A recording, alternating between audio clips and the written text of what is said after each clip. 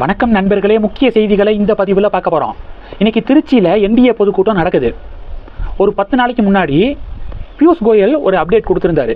என்ன சொல்லியிருந்தாருன்னா, Madurai NDA meeting முடிஞ்சதுக்கப்புறம் நினைக்கிறேன், என்ன சொல்லியிருந்தாருன்னா, சீட் ஷேரிங்கை பற்றி கேட்டப்ப திருச்சி மாநாட்டுக்குள்ளே எல்லாமே ஃபைனல் ஆயிரும், எந்தெந்த கட்சிகள் கூட்டணியில் இருக்காங்க அப்படிங்கிறதும் இறுதியாயிரும், எந்தெந்த கட்சிகளுக்கு எவ்வளவு தொகுதி அப்படிங்கிறதும் எந்தெந்த தொகுதி அப்படிங்கிறதும் கன்ஃபார்ம் ஆயிரும், திருச்சி மாநாடு வரைக்கும் கொஞ்சம் வெயிட் பண்ணுங்க அப்படின்னு பியூஷ் கோயல் சொல்லியிருந்தாரு.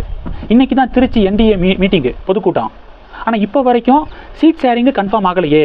அதிமுக கூட்டணியில் பாஜகவுக்கு எவ்வளோ சீட்டு, பாமகவுக்கு எவ்வளோ சீட்டு, அமமுகவுக்கு எவ்வளோ சீட்டு, இதெல்லாம் இன்னும் சந்தேகமாகவே இருக்குது. தேர்தலுக்கு இன்னும் 1 மாதம் 1.5 மாதம் தான் இருக்குது. இப்போ வரைக்கும் சீட் ஷேரிங்கே முடிக்காமல் இருக்கார் இபிஎஸ் அப்படின்னு என்டிஏல இருக்கக்கூடிய கட்சியுடைய தொண்டர்களே கொஞ்சம் அதிருப்தி தெரிவிக்கிறாங்க.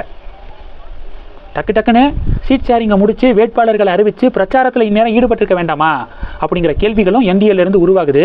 அதனால் ரொம்ப காலம் தாழ்த்தாமல் சட்டுப்புட்டுன்னு எவ்வளோ சீட்டு ஒவ்வொரு கட்சிகளுக்கும் அப்படிங்கிறத முடிவு பண்ணி யார் யார் வேட்பாளர்கள் அப்படிங்கிறவங்க அறிவிக்கப்பட வேண்டும். அப்போ தான் தேர்தல் வேலை பார்ப்பதற்கு சரியாக இருக்கும் அப்படின்னு பலர் கருத்து தெரிவிக்கிறாங்க. இது ஒன்று. ரெண்டாவது என்ன பார்க்க போகிறோம் அப்படின்னா, கனடாவுடைய பிஎம் மார்க் கார்னி இருக்கார்ல, இப்போ தான் இந்தியா வந்திருந்தார். இந்தியாவுக்கும் கனடாவுக்கும் இடையே முக்கியமான வர்த்தக ஒப்பந்தங்கள்லாம் கையெழுத்தாயிருக்கு.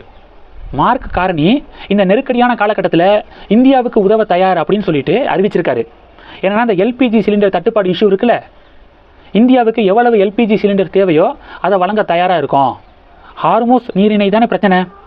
ஏன்னா சவுதி அரேபியாவிலேருந்து நம்ம 60% எல்பிஜியை இம்போர்ட் பண்ணிக்கிருக்கோம்.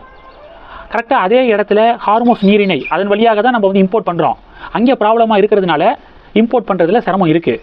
அதனால் கனடாவிலேருந்து ஈஸியாக நாங்கள் கொண்டு வர முடியுமே எல்பிஜி சிலிண்டர்ஸை, நாங்கள் கொடுக்க தயாராக இருக்கோம். அது மட்டும் இல்லாமல் 2040 வரும்போது இந்தியாவுக்கு இப்போ எவ்வளவு எல்பிஜி சிலிண்டர் டிமாண்ட் இருக்கோ அதை விட 2 மடங்கு 2040 இருக்கும். அதையும் ஃபுல்ஃபில் பண்ண கனடா தயாராக இருக்குது அப்படின்னு மார்க் கார்னி அறிவிச்சிருக்காரு. இதுதான் மோடியுடைய டிப்ளமசி. ஜஸ்டின் ட்ரூடோ பிஎம்மாக இருந்தப்ப இந்தியாவுக்கும் கனடாவுக்கும் ஆகவே இல்லை. இப்போ மார்க் கார்னி பிஎம்மாக வந்ததுக்கப்புறம் இந்தியா கனடா இடையேயான ரிலேஷன்ஷிப்பு மிகப்பெரிய அளவில் முன்னேறி இருக்கு.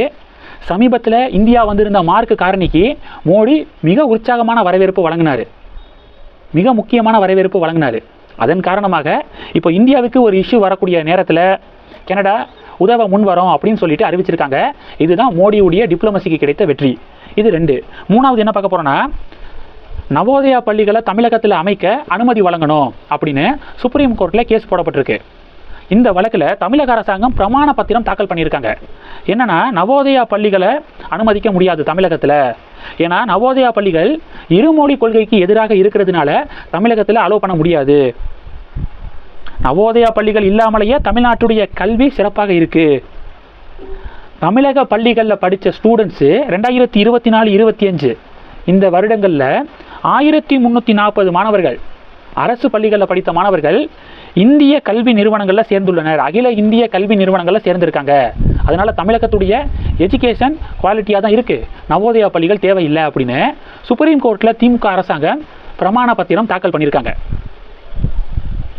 இதே நாளில் கவுண்டம்பாளையத்தில் பார்த்தீங்கன்னா ஒரு கவர்மெண்ட் ஸ்கூலில் மதிய உணவு சாப்பிட்ட ஸ்டூடெண்ட்ஸ் நிறைய பேருக்கு உடல்நலக்குறைவு ஏற்பட்டு ஹாஸ்பிட்டலில் அட்மிட் ஆகியிருக்காங்க. இப்போ பாஜக இந்த 2 செய்திகளையும் கம்பேர் பண்ணுறாங்க. தமிழகத்தில் இருமொழி கொள்கை அமலில் இருக்கிறதுனால நவோதயா பள்ளிகளை அனுமதிக்க முடியாது அப்படின்னு திமுக கவர்மெண்ட் சொல்லியிருக்கு. அதான் பாஜக கேட்குறாங்க, சிபிஎஸ்சி பள்ளிகளில் இருமொழி கொள்கை தான் கடைபிடிக்கப்படுதா? 3 மொழி கொள்கை சிபிஎஸ்சி பள்ளிகளில், தமிழகத்தில் இருக்கக்கூடிய சிபிஎஸ்சி பள்ளிகளில் 3 லாங்குவேஜ் ஃபார்முலா தான் அமலில் இருக்குது. ஹிந்தியெல்லாம் கம்பல்சரி சப்ஜெக்டாக இருக்குது. சிபிஎஸ்சி பள்ளிகள் காசு இருக்கிறவங்க தங்களுடைய பிள்ளைகளை சிபிஎஸ்சி பள்ளிகளில் சேர்த்து அவங்களுக்கு 3 மொழிகள், நிறையா எக்ஸ்ட்ரா கரிக்குலர் ஆக்டிவிட்டி எல்லாத்தையும் சொல்லிக் கொடுப்பாங்க.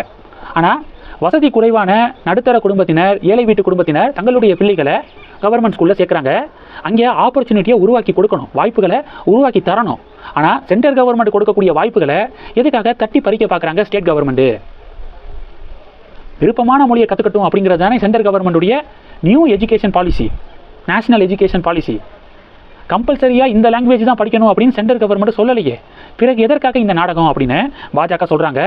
நவோதயா பள்ளிகள் கிராமப்புற மாணவர்கள் பலன் பெறுவதற்காக உருவாக்கப்பட்டது. தமிழகம் தவிர மீதி இருக்கக்கூடிய எல்லா மாநிலங்களும் போட்டி போட்டுக்கிட்டு, காங்கிரஸ் ஆட்சி செய்யக்கூடிய மாநிலங்கள்லாம் போட்டி போட்டுக்கிட்டு நவோதய பள்ளிகள் வேணும் எங்களுக்கு அப்படின்னு சண்டை போடுறாங்க. ஆனால் இங்கே மட்டும் திராவிட கட்சிகள் இப்படியே உருட்டி உருட்டி மக்களை ஏமாற்றிக்கிருக்காங்க அப்படின்னு பாஜக கொந்தளிக்கிறாங்க. ஹாஸ்டல் ஃபெசிலிட்டியோட, குவாலிட்டியான சாப்பாடோட, எல்லாமே ஃப்ரீ, குவாலிட்டியான எஜுகேஷன் சென்ட்ரல் கவர்மெண்ட் கொடுக்க தயாராக இருக்குது. ஸ்டேட் கவர்மெண்ட் வாங்க ஏன் மறுக்குது அப்படிங்கிற கேள்விகளை பொதுமக்களும் எழுப்பணும் அப்படிங்கிறதான் பாஜகவினர்களுடைய டிமாண்டாக இருக்குது. கடைசி என்ன பார்க்க போகிறோன்னா, நிதின் நவீன், பாஜகவுடைய புதிய தேசிய தலைவர் நிதின் நவீன் இருக்கார்ல, அவர் ஒரு டீமோட வேலை பார்க்கணும் அப்படின்னு ஆசைப்படுறாரு. புதிய நிர்வாகிகளை போட்டு அவருக்குன்னு தனியாக ஒரு டீமு, கட்சி சார்ந்த டிஸ்கஷனில் ஒரு தனி டீமெல்லாம் போட்டு கட்சி அடுத்த கட்டத்துக்கு கொண்டு போகணும் அப்படின்னு சொல்லிட்டு முடிவில் இருக்கார். இந்த புதிய டீம் பற்றிய அதிகாரப்பூர்வமான அறிவிப்பு இருக்குல்ல, யார் யார் இருக்காங்க அப்படிங்கிற இந்த அஃபிஷியல் அனௌன்ஸ்மெண்ட்டு இந்த வாரத்தில் வெளியாகலாம் அப்படின்னு எதிர்பார்க்கப்படுது. அண்ணாமலையும் நிதின் நவீனுடைய டீமில் இருப்பதற்கான வாய்ப்புகள் இருக்குது. அதாவது நேஷனல் ஜெனரல் செக்ரட்டரியாக அண்ணாமலையை நியமனம் செய்ய மேலிடம் முடிவெடுத்திருக்காங்க அப்படின்னு தகவல்கள் வருதுல்ல, அதை பற்றிய அறிவிப்பு தான் இந்த வாரத்தில் வெளியாகலாம் அப்படின்னு எதிர்பார்க்குறாங்க. பொறுத்திருந்து பார்க்கலாம். இந்த செய்திகளை பற்றி உங்களுடைய பார்வைகளை மறக்காமல் கமெண்ட் பண்ணுங்கள். தொடர்ந்து கணக்கில் இருங்க. அடுத்தடுத்து நிறையா பதிவுகளை பார்க்க போகிறோம். நன்றி. ஜெய் ஹிந்த்.